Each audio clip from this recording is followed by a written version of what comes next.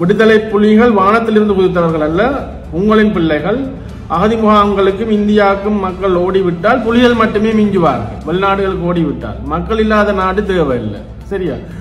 ஆனா இன்றைக்கு வரைக்கும் அங்க இருந்து கொண்டு டிக்டாக்லையும் இதுலையும் தமிழீழம் வந்து பெரும் அடுப்பு எடுக்கிறவன் நிலையை நீங்க பாருங்க. சரியா? ஓடுவதால் அழிவை தடுக்க முடியாது, மானத்துடன் வாழ நிதி மட்டும் போதாது, வீட்டுக்கு ஒரு இளைஞன் தேவை, வீட்டுக்கு ஒரு ஆள் போராடவா என்று கூப்பிடக்குள்ளதான் இவ வெளிநாட்டுக்கு ஓடி நாட்கள். சரியா?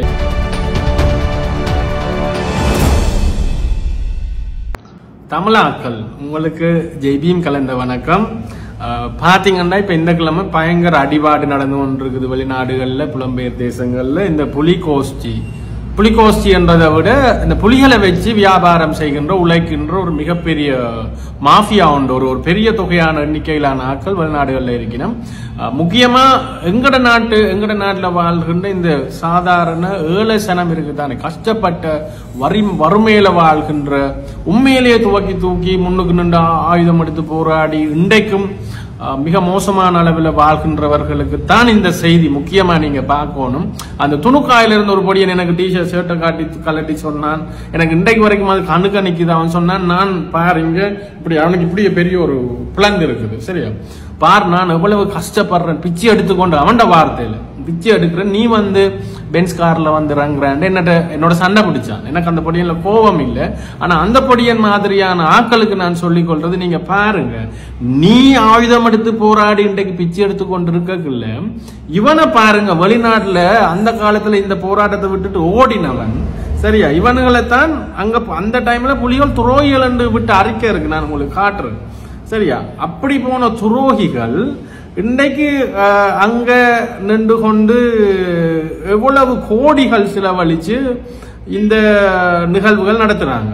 அப்ப இந்த காசுல ஒரு கொஞ்சத்தை உங்களுக்கு இவங்க உண்மையிலேயே தலைவர் போராட்டம் தமிழீழம் என்கின்ற அக்கறை இருந்தா உங்களோட வாழ்க்கையை உண்மையில ஆயுதம் தூக்கினவண்ட வாழ்க்கையை மேம்படுத்துறதுக்கு முன்னாள் மாவீரர்கள் என்று சொல்ற ஆட்கள் இப்ப நாங்கள் ஏற்றுக்கொள்ளல மாவீரர்கள் என்ற வார்த்தையே, ஆனா பரவாயில்ல இவங்க சொல்றாங்க தானே.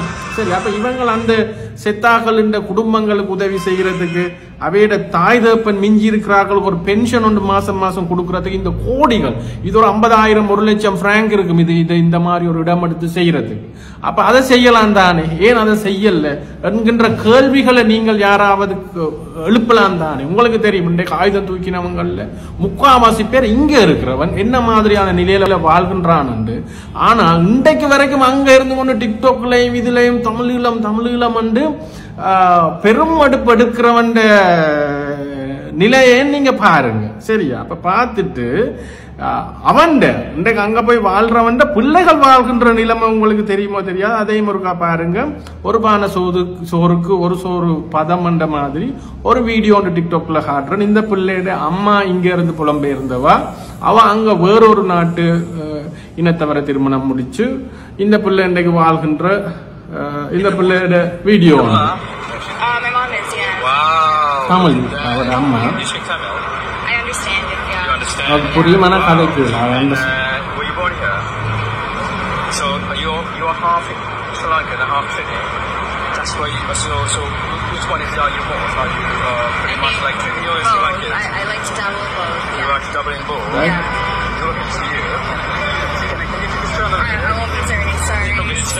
What's your name, darling? Lala. Lala? Yeah. Oh, you're so beautiful. And do you live in which part of Toronto do you live? Eastern. Eastern? Yeah. Is this Toronto? Yes. Okay. Do you watch Tamil movies? No? You watch Tamil movies? You're not Tamil, right? But Tamil கொஞ்சம் பேசலாமே. பேசுங்க பாப்பா தமிழ்ல? தமிழ்ல தமிழ்ல அவளால பேசவே முடியல, அந்த பிள்ளையால தமிழ்ல பேச முடியல.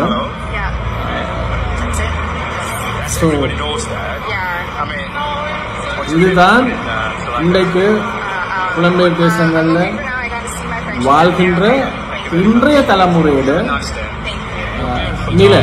எல்லாரையும் நான் சொல்லல, எல்லாரும் இப்படித்தான் வாழினம் உண்டு. ஆனா பெரும்பாலானவர்கள் அந்த நாட்டு கலாச்சாரங்களுடன் ஒன்றிணைந்து தமிழ் தெரியாமல் வேறு வேறு இனத்தவர்களுடன் கலந்து வாழ்கின்ற இன்றைய சந்ததியில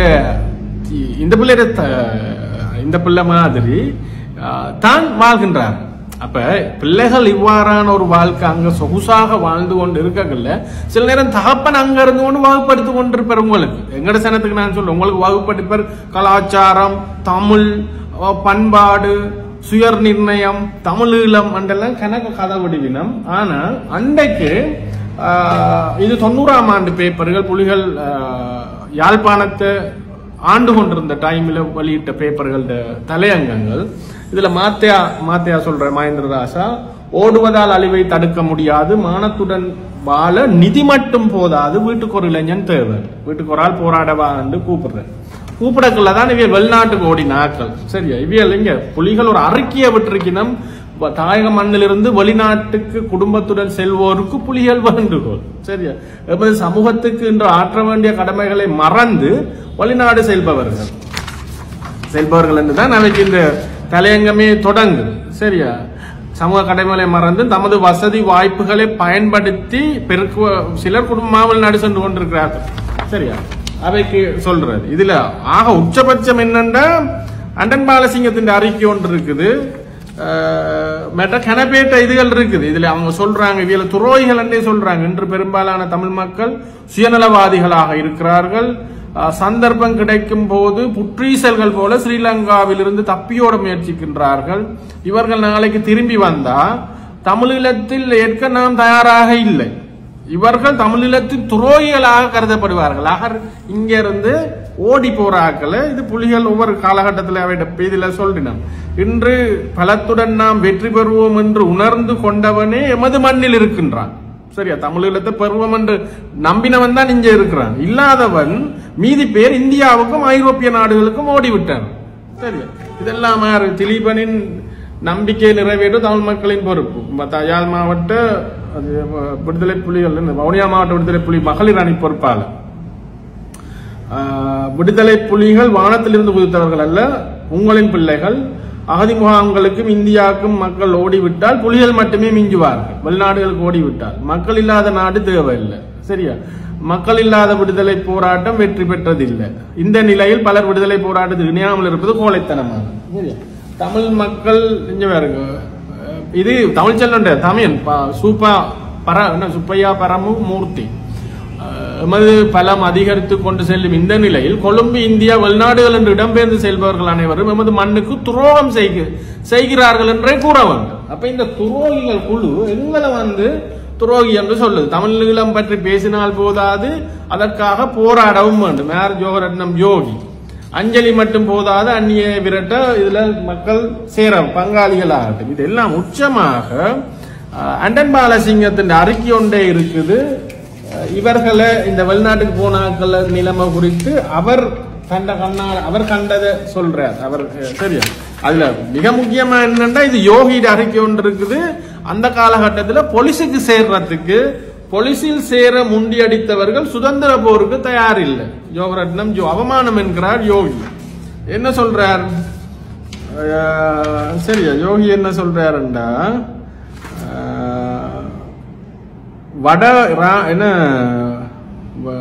அண்மையில் யாழ் கோட்டை ராணுவ முகாமுக்கில் ஸ்ரீலங்கா போலீஸுக்காக ஆட்சேர்ப்பு நேர்முக பரீட்சைகள் நடத்தப்பட்ட போது எமது பகுதிகளில் இருந்து படித்த இளைஞர்கள், உடல்வாகு கொண்டவர்கள், பட்டதாரிகள், செயல்திறன் மிக்கவர்கள் என தம்மை எண்ணிக்கொண்டவர்கள் எல்லோரும் எதிர்காலத்தில் சிங்கள போலீசிடம், சிங்கள ராணுவத்திடம் அணிபணிந்து வேலை செய்ய நேரிடும் என தெரிந்து கொண்டும் ராணுவத்திடம் அடிவாங்க நேரிடும் என அறிந்திருந்தும் நேர்முக பரீட்சைகளுக்கு சென்றிருந்தனர்.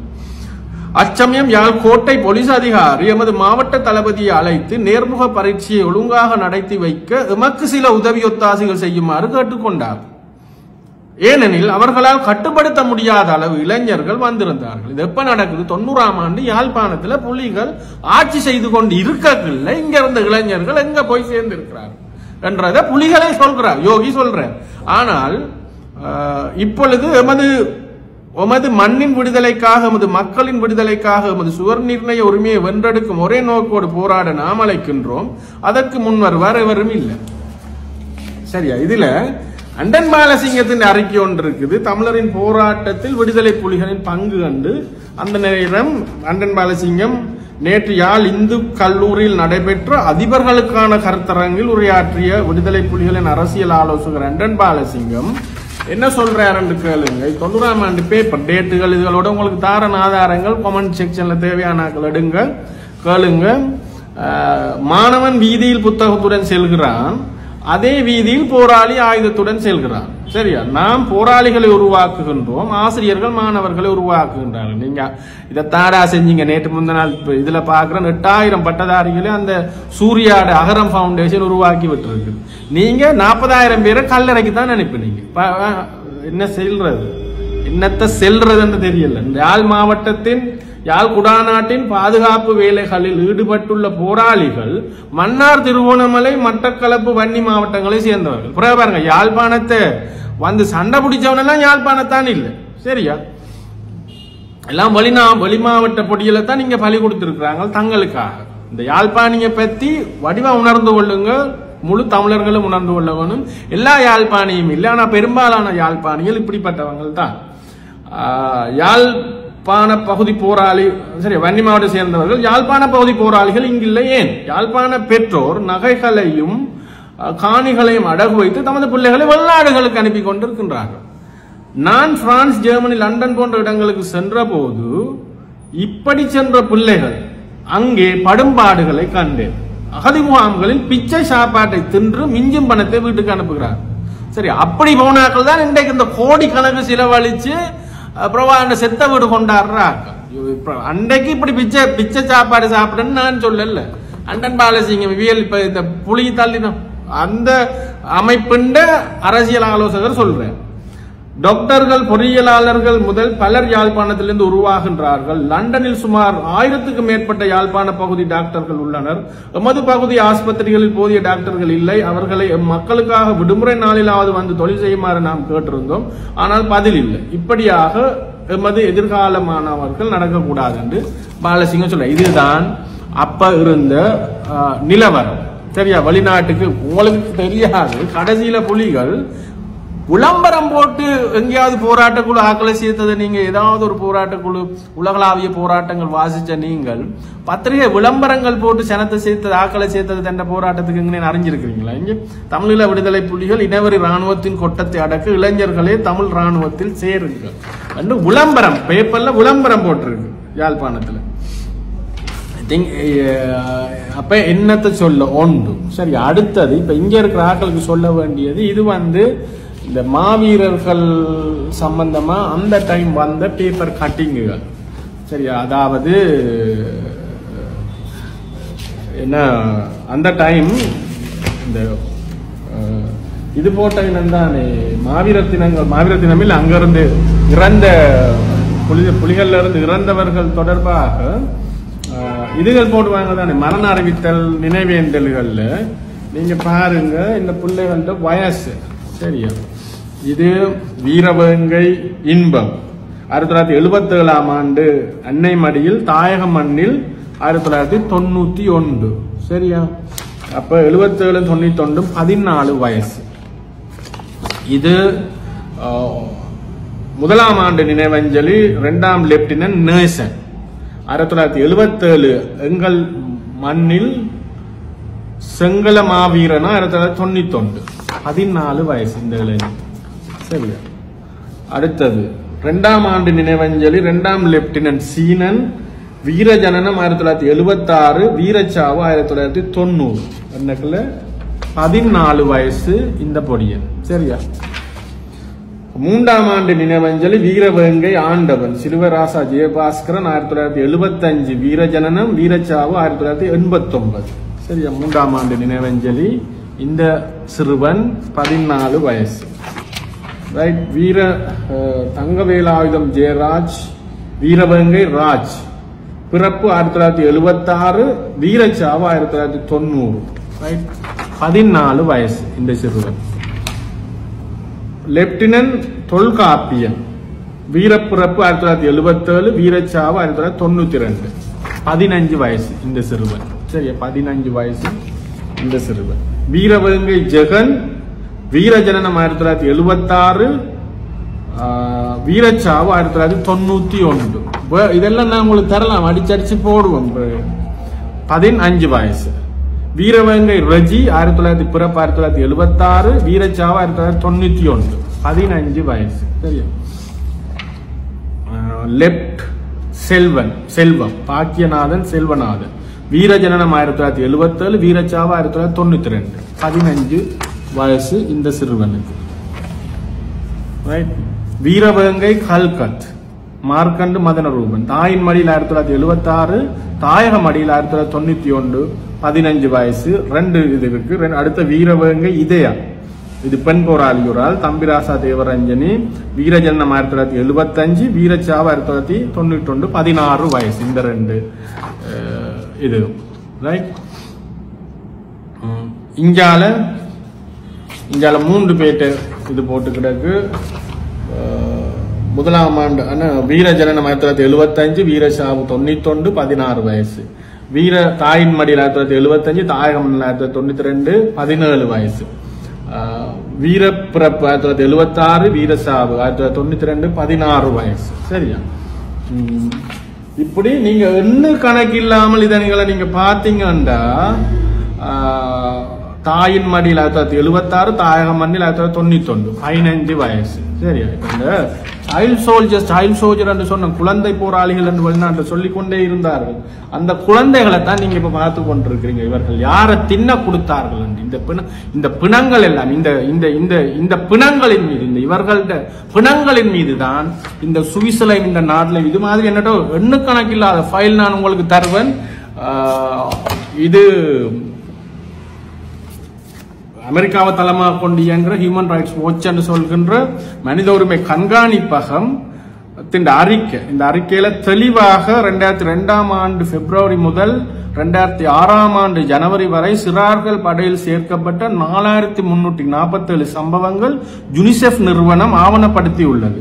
இவ்வாறு சேர்க்கப்பட்ட சிறார்களில் 36% 15 வயதுக்கு குறைந்தவர்களாக காணப்பட்டனர். சிறார்களை படையணியில் சேர்ப்பதும் பயன்படுத்துவதும் சர்வதேச சட்டத்தை மீறுகின்ற நடவடிக்கையாகும். அத்துடன் 15 வயதிற்கு குறைந்த சிறார்களை படையணிகளில் சேர்த்தல் என்பது யுத்த குற்றமாகவே கணிக்கப்படுகிறது. 18 வயதிற்கு குறைந்த சிறார்களை அரசு அல்லாத ஆயுத குழுக்களால் 18க்கு கீழே வயதுக்கு குறைந்த சிறார்களை படையணிகளில் சேர்ப்பதும் பயன்படுத்துவதும் சர்வதேச சட்டத்தை மீறுகின்ற நடவடிக்கையாகும். 15 வயதுக்கு குறைந்த சிறார்களை படையணிகளில் சேர்ப்பது யுத்த குற்றமாகவே கணிப்பிடப்படுகிறது. அப்ப நீங்க யோசிச்சு பாருங்க, இவங்கள் அங்க சொகுசா வாழ்றதுக்கு யார் இங்க உயிரை கொடுத்ததுண்டா? இங்க இருந்த சாதாரண கஷ்டப்பட்ட படிக்க முடியாமல் தடுக்கப்பட்ட எங்கட சமூகத்தை சேர்ந்த மக்கள். இது புலிகள்ல வெளி மாவட்டத்தில் இருந்தார்கள். மிக தெளிவாக யாழ்ப்பாணத்தில் போராடியவர்கள், யாழ் மண்ணையும் மக்களையும் காப்பாற்றுபவர் வேறு மாவட்ட இளைஞர்களே.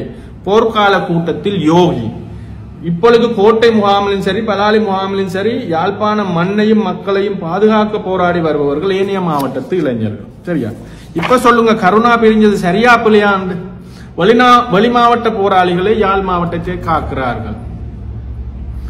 யாழ் மாவட்டத்தை ஏனைய மாவட்டத்தை சேர்ந்த போராளிகள் காத்து நிற்க வேண்டிய அவல நிலை ஏற்பட்டுள்ளது. யாழ்ப்பாண மாவட்டத்தில் உள்ள இளைஞர்கள் விடுதலை போராட்டத்தில் சேர்ந்து போராடுவதற்கு தயங்குகின்றனர் என்று தமிழீழ விடுதலை புலிகள் மக்கள் முன்னணியின் பிரமுகர் தேவன் அண்ணா கூறினார். சரியா? பெரும் இழப்புகளை இப்போ சொல்லுங்க யோகி இன்னொரு இடத்துல. இங்கு மாவட்டத்தை பாதுகாப்பும் பணியில் வெளி மாவட்டங்களை சேர்ந்த போராளிகளை கூடுதலாக ஈடுபட்டுள்ளனர். எம்மவர்கள் ஆதரவாளர்களாகவும் பார்வையாளர்களாகவும் மட்டும் இருந்தால் போதாது, பங்காளிகளாக மாற வேண்டும். சரியா? அப்ப இதெல்லாம் என்ன, இது எல்லாத்தையும் நீங்க ஒட்டுமொத்தமா கூட்டி கழிச்சு பாருங்கள். இந்த எங்கட சனத்துக்கு இங்கே இது இன்னொன்று, கிழக்கு மாகாணத்தவர்கள் எமது யாழ் மாவட்டத்தை பாதுகாக்கின்றார்களானால் நாம் ஏன் கிழக்கு மாகாணத்தை காக்க புறப்படக்கூடாது எமது அருமை மக்களே என வேண்டுகோள் விடுத்தார். யார் வேண்டுகோள் விடுத்தது? யோகி. சரி, எமது மண்ணை பறிக்க மக்களை அழிக்க. ரைட். இப்ப இது இந்த கடைசியா உங்களுக்கு இந்த கஷ்டப்பட்ட ஒடுக்கப்பட்ட நான் சொன்ன சாதிய ரீதியில் ஒடுக்கப்பட்ட சனம் தான் இந்த போராட்டத்துல நடுகளை முன்னணியில நின்று அதுக்கான இது சரியா இதுல இந்த என்ன போராட்ட வடிவம் மாறும் லட்சியம் மாறாத அந்த தலைமையில தமிழீழ விடுதலை புலிகளின் தென்மராட்சி மாணவர் அமைப்பு கலை கலாச்சார பிரிவு நடத்திய கலை விழாவில் மாணவர் அமைப்பு பொறுப்பாளர் திரு என் ரஞ்சன் மேற்கண்டவாறு கூறினார். தமிழீழ விடுதலை புலிகளை வளர்த்தெடுத்தவர்கள் வறுமை கோட்டின் கீழ் ஓலை குடிசைகளில் வாழும் ஏழை தமிழ் கிராமிய மக்கள் தான். தமிழர்களாகிய இவர்களின் பூரண ஒத்துழைப்பு இருக்கும் வரை எந்த ஒரு சக்தியாலும் எம்மை பணிய வைக்க முடியாது. அப்ப இந்த வீடியோ நான் 10 நிமிஷத்துக்குள்ளதான் நடுகணும் வீடியோ போடுறேன். இப்படி மனத்தியால கணக்கு என்னால கதைக்க இயலாது. நான் அர்ஜுனா இல்லத்தானே, ஆனா ஆதாரங்கள் இல்லாம என்னால கதைக்க முடியாது. இது மாதிரி எனக்கு உங்களுக்கு பல ஆயிரக்கணக்கான ஆதாரங்கள் தொடரும். என்னட்டு ஒரு 5 வருஷம் 89ஆம் ஆண்டுல இருந்து 95ஆம் ஆண்டு வரைக்கும் ஒவ்வொரு நாள் பேப்பரும் எடுத்து பார்த்திருக்கிறேன். இப்ப கொஞ்ச நாளை தான் செஞ்சேன். நான் 6 வருஷத்தின் பேப்பர் ஒவ்வொரு நாள் பேப்பரும் எடுத்து ஆவணப்படுத்தி கொண்டு வாரன். இதுல இருந்து தெரிஞ்சு கொண்ட மிக முக்கியமான விடயம் என்னென்ன, இந்த மாவீரர் என்று முன்னுக்கு அனுப்பினாங்க தானே, அவ்வளவு பேரும் சாதாரண வறிய சிறார்கள். இந்த 15 வயசு 14 வயசு 13 வயசு கூட இருக்கு. சரியா, 14 15 16 17 இந்த வயசு இந்த சிறார்கள் இந்த சிறுவர்களுக்கு என்ன அரசியல் தெரிஞ்சிருக்கு என்று நீங்க நினைக்கிறீங்க? என்ன அரசியல் தெரிஞ்சிருக்கு? அப்ப இந்த சிறார்கள் எங்க இருந்து யார்கிட்ட பிள்ளைகள்? இந்த சிறார்கள் இந்த சிறுவர்கள் யார்கிட்ட பிள்ளைகளா இருப்ப?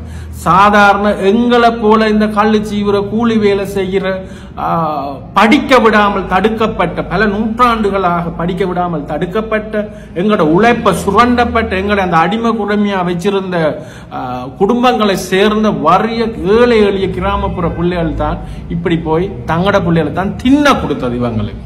இவங்கள் அந்த பிள்ளைகளோட பிணத்துல ஏறி வெளிநாட்டுக்கு போனவங்க தான் இப்ப உங்க இருந்து கொண்டு நான் பக்கத்துல நின்றேன், தூர நின்றேன், அங்க நின்றேன். தலைவர் பிரபானுக்கு பக்கத்துல இருந்த ராதாவான் காப்பு படையணியை சேர்ந்த இது புலிகள்ல இருந்த ஆக்களுக்கு தெரியும் ரைட்டா. பிரபாரண்ட பாதுகாப்புக்கு ஒரு பிரிவு இருக்கிறது. அந்த பிரிவின் பேர் ராதாவான் காப்பு படையணியில மிஞ்சி இருக்கிறவங்க இருக்கிறாங்க 25 பேர் இருக்கிட்ட. சரியா, வெளிநாடுகள்லயும் இருக்கிறாங்க. அவங்களுக்கு தெரியும் என்ன நடந்த. சரியா, எங்களுக்கு தெரியும் என்ன நடந்தாங்க. அது இப்போதைக்கு யாரும் அதை குறித்து பேச மாட்டார்கள்.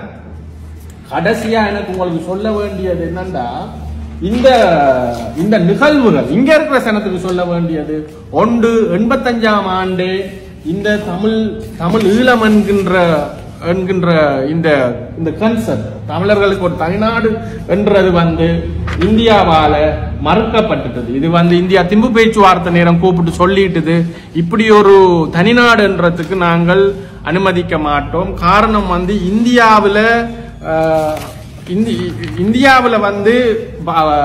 காஷ்மீர் மற்றும் இங்க அது இந்திய தூதுவரில் இந்த புத்தகத்திலேயே தெளிவா இருக்கு. இந்த வசனத்தை நீங்க வடிவா மண்டைக்கு ஏத்துனீங்கன்னா உங்களுக்கு தெரியும். நாங்க 2009 வரைக்கும் என்ன மாதிரி ஏமாத்தப்பட்டு இந்த நந்தி கடல் வரைக்கும் இழுத்து கொண்டு வரப்பட்டோம் என்றது.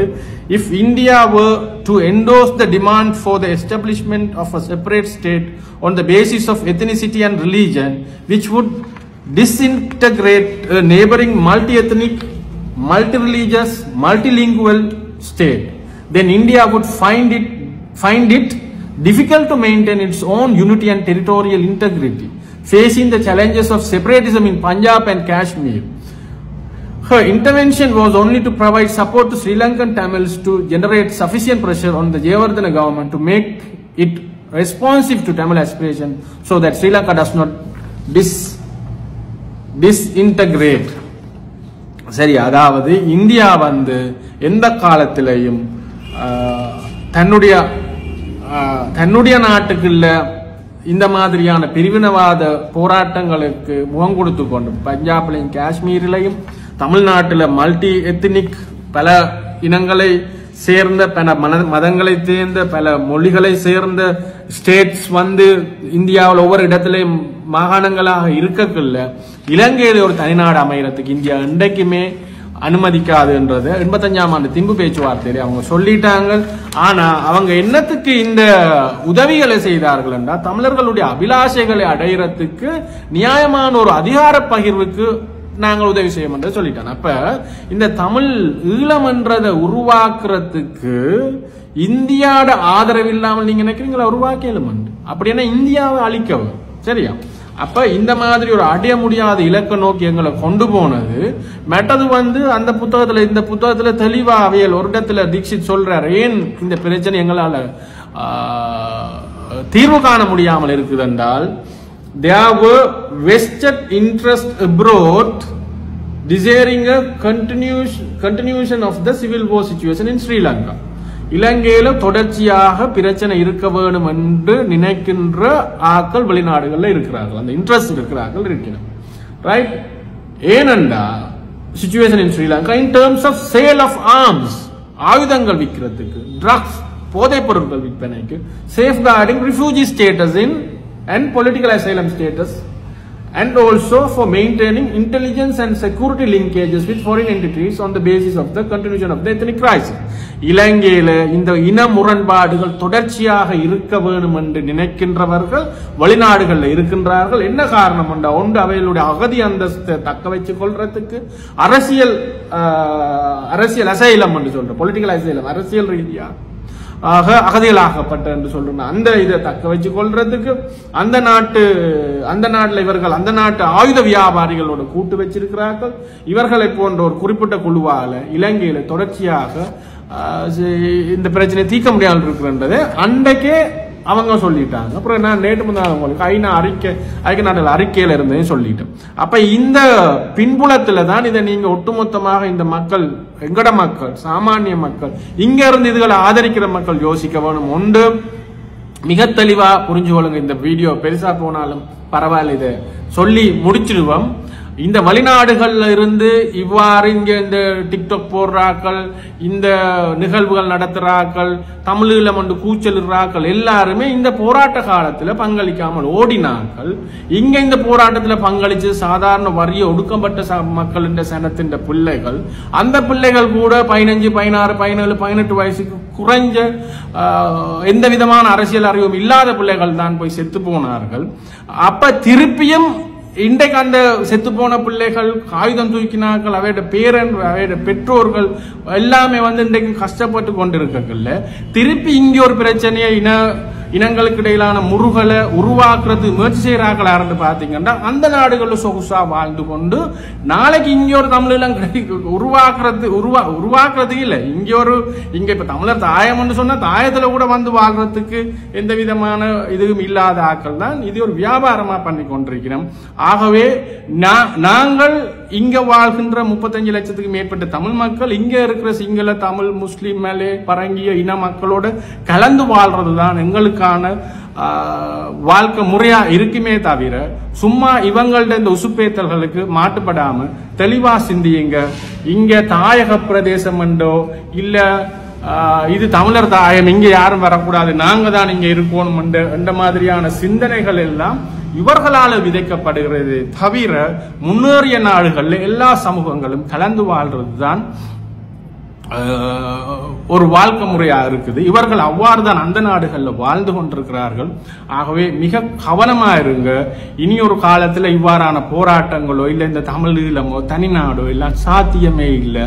இதுக்கான முன்முயற்சிகள்ல ஈடுபடுறாக்கள் ஏதோ ஒரு தேவைக்காக, தங்களுடைய சொகுசு வாழ்க்கைக்காக, உழைப்புக்காக செய்கிறன்றதை புரிஞ்சு கொள்ளுங்க. உங்களுக்கு மிக தெளிவா இங்க வாழ்ற மக்களுக்கு தெரியும் இங்க என்ன நிலைமை இருக்குண்டு. ஆகவே இந்த விஷயங்களை புரிஞ்சு கொள்ளுங்க. தொடர்ந்து பேசுவோம். நன்றி, வணக்கம். சுவிட்சர்லாந்துல வீடு வாங்க போறீங்க, இல்ல ஆல்ரெடி உங்களுக்கு அங்க வீடு இருக்குன்னா இந்த வீடியோ உங்களுக்காக தான். ஸோ ஸ்கிப் பண்ணாம ஃபுல்லா பாருங்க. ஒரு மனிதனுக்கு வீடு அப்படிங்கிறது ரொம்பவே அத்தியாவசிய தேவை. அத்தியாவசிய தேவைகள்ல முக்கியமான பங்கு வகிக்கிறதே இந்த வீடு தான்.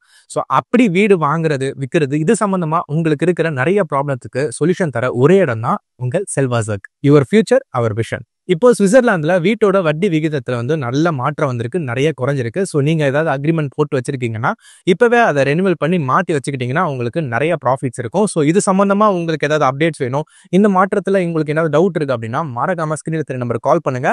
சுவிட்சர்லாந்துல நீங்க வீடு வாங்கணும் இல்ல வீடு விற்கணும், அந்த மாதிரி ஏதாவது உங்களுக்கு தேவைகள் இருந்தா மறக்காம எங்களை காண்டாக்ட் பண்ணுங்க. உங்களோட எல்லா தேவைகளையும் உங்க ஃபேமிலியில ஒரு மெம்பரா இருந்து நாங்க பார்த்து பண்ணி கொடுப்போம். இது உங்கள் செல்வாசக். இச்செய்திகளுக்கு பிரதான அனுசரணை செல்வாசோக் இமோபிலியன் சுவிஸ் நாட்டில் முன்னணி நிறுவனம். தொடர்புகளுக்கு 07951464428. வீடு வாங்க, வீடு கட்ட, வீடு திருத்த மற்றும் வீட்டுக்கடன். Your future our vision. இது போன்ற மேலும் பல முக்கிய சுவாரஸ்யமான செய்திகளை அறிந்து கொள்ள லங்காஃபோ யூடியூப் சேனலை சப்ஸ்கிரைப் பண்ணுங்கள். எமது செய்திகள் உடனடியாக கிடைக்க பெல் பட்டனை அழுத்துங்கள். அத்தோடு எமது செய்திகளை மற்றவர்களும் பார்வையிட ஷேர் செய்யுங்கள். நன்றி.